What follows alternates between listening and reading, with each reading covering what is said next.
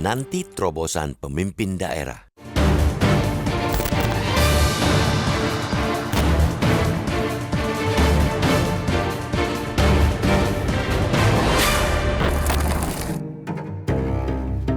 Pelantikan kepala daerah secara serentak yang akan dilakukan Kamis 20 Februari esok merupakan sejarah baru di Republik ini. Terdapat 481 dari total 505 kepala daerah terpilih hasil penetapan Komisi Pemilihan Umum atau KPU yang akan dilantik Presiden secara serentak di Istana Kepresidenan, Jakarta. Namun sejarah tak boleh berhenti sebatas dalam hal keserentakan pelantikan. Para kepala daerah itu nantinya diharapkan dapat meneruskannya dengan menciptakan sejarah-sejarah baru, utamanya terkait dengan kinerja, perumusan program dan kebijakan, serta keberpihakan yang lebih maksimal terhadap kepentingan rakyat.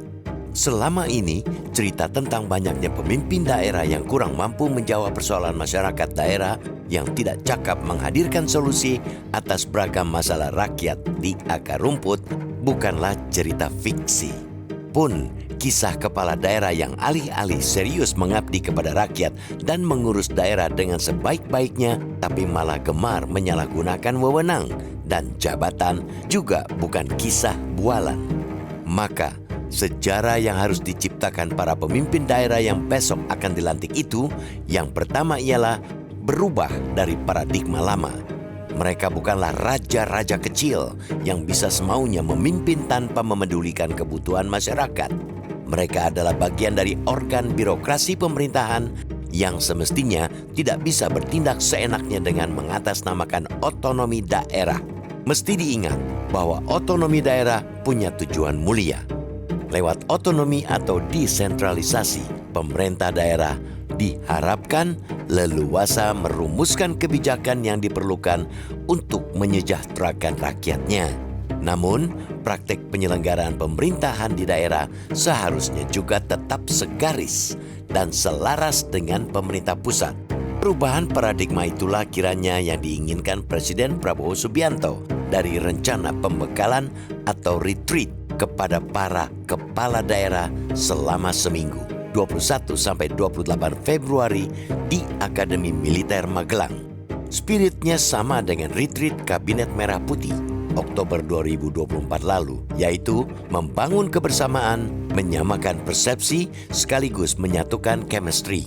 Bedanya, retreat kali ini akan lebih banyak difokuskan untuk memastikan Pemda dapat inline dalam pelaksanaan visi, misi, dan kebijakan dengan pemerintah pusat. Tentu, dengan melihat persoalan di daerah yang masih seabrek, dengan masih buruknya tata kelola pemerintahan di sejumlah daerah, pembekalan menjadi hal penting. Masalah seperti pengelolaan keuangan dan anggaran daerah yang belum efektif dan efisien, reformasi birokrasi yang masih majal, memang harus segera dibenahi. Retreat sedikit banyak bisa menjadi langkah awal untuk upaya pembenahan itu. Akan tetapi, kita juga mesti ingatkan bahwa retreat semestinya tidak berjalan satu arah. Pemerintah pusat hendaknya jangan hanya berharap atau memaksa Pemda memahami mereka. Harus ada timbal balik. Pusat juga perlu memahami lokalitas yang dimiliki setiap daerah.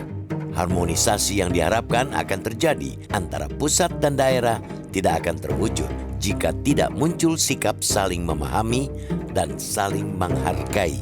Meski cukup pahit untuk diakui, pembekalan kepada jajaran Kabinet Merah Putih lalu mesti jadi pelajaran.